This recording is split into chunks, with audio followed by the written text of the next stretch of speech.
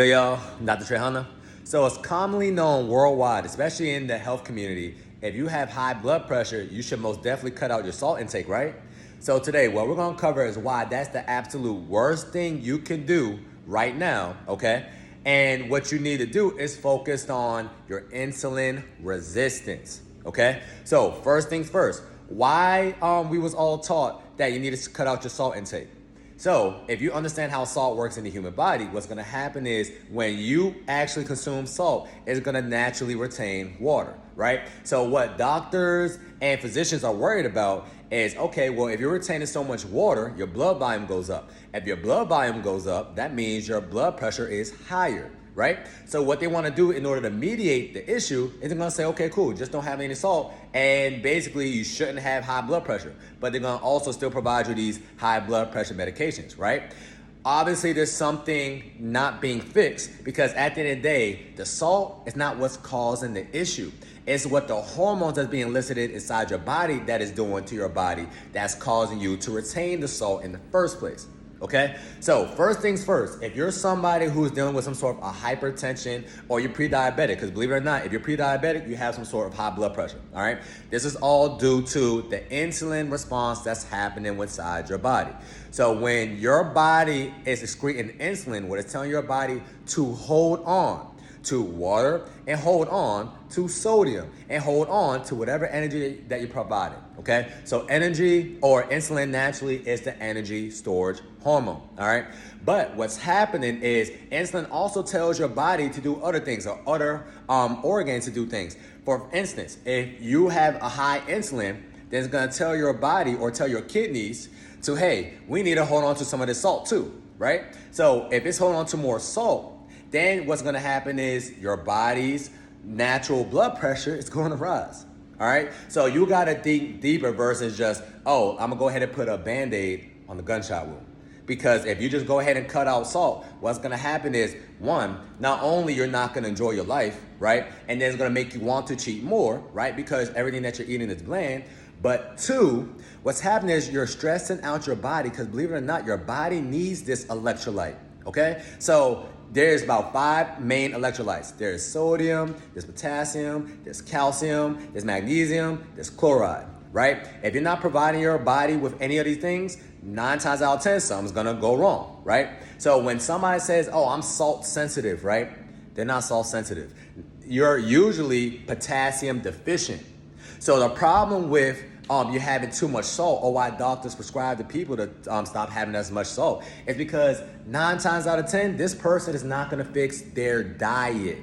Think of all the salty foods. First thing that probably came up to your head was what? Them hot dogs, them chips, them queso chips for that Mexican restaurant, pretzels, etc. All of these things on average that I just named is processed foods. It's never the salt that you get out from your salt shaker and you're rinsing it out. It's not that. It is the processed foods, even like soda. Now go ahead and look at a Sprite can or a Pepsi can or a Coke can. You're gonna realize, why does it got sodium in it in the first place? Because they want to dehydrate you, but you don't taste the salt because they're masking it with other additives. So if you cut out all the processed foods, you really don't have to worry about your salt intake. So what you need to do is cut out the main reasons why you're having this issue in the first place. But that salt is not the reason why you have hypertension. It is the insulin resistance, which is why you have that hypertension, okay? So what you need to do is get on a low carbohydrate diet if you're pre-diabetic or you have hypertension. Because what's gonna happen now is, because you're actually having lower carbs, you're telling your body less time to hold on to water, right? So if you're telling your body less time to hold on to water, it's gonna actually be able to excrete it. And because you're going on a low carb diet and you're switching out what type of carbs that you have, you're having more micronutrients such as potassium, magnesium, etc. And ironically, when it comes to sodium, sodium makes your body retain water. Potassium helps your body alleviate water. So that's why you see people with edema or people that have like swollen ankles or swollen legs, they're potassium deficient. They need more potassium and magnesium. Ironically, you get these things from what? Leafy greens, sometimes, or a good amount in lentils, avocados, actual healthy carbs. See how that works? So everything is based off what you consume on a daily basis.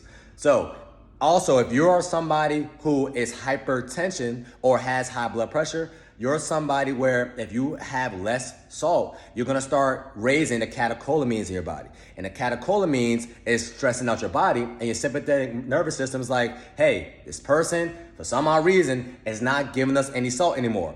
Obviously, there's a crisis going on. We need to hold on to more water and hold on to more sodium. And ironically, insulin produces a hormone in your kidneys called aldosterone, or renin-angiotensin-aldosterone, if you really want to know the scientific term, right? But it's producing a hormone called aldosterone that's going to make your body naturally retain more sodium, which naturally means what? You're going to retain more water. All of this is happening because you're not giving your body any salt. So it's like, damned if I do, damned if I don't. If you give your body too much salt, then it's gonna raise your blood pressure. But ironically, your body already has mechanisms in place to release some of the salt, right? But if you give your body too little salt, you're stressing out your body, what's gonna cause you to retain more water, and then your body's gonna secrete hormones that's gonna make you retain more sodium. So now your blood pressure is staying the same, if not rising, because you're giving your body less salt, okay? So my purpose for this video is to let people know, because a lot of people from the minority community have a lot of lifestyle diseases, cardiometabolic diseases that could be preventable, such as diabetes, such as hypertension, and best believe if you're pre-diabetic, you got diabetes. That's like kind of like the first stage of diabetes, right? Cardiovascular disease. A lot of people don't know that if you type 2 diabetic and you die, you don't die of diabetes. Majority of the time, type 2 diabetics, they die from cardiovascular disease. You don't die from the diabetes. Diabetes is just what's causing your system to be messed up. It's the cardiovascular disease. That's what's gonna get you out of there, all right? So, once again, if you're somebody that is dealing with some sort of hypertension, please make sure you're still having some salt, right? But you having salt that you're actually using yourself, or you're actually applying yourself, is totally different from you having salt from Five Guys, and you know they had the saltiest fries on planet Earth.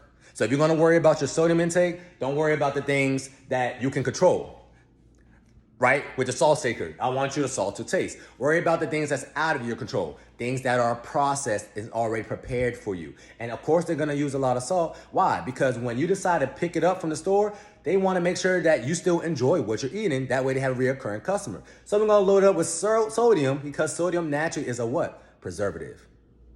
Everything happens for a reason. Do not cut out your salt unless you want to cause more insulin resistance. No, just want to add a little quick note in there. When I'm talking about salt, I'm not talking about the Morton's iodized salt.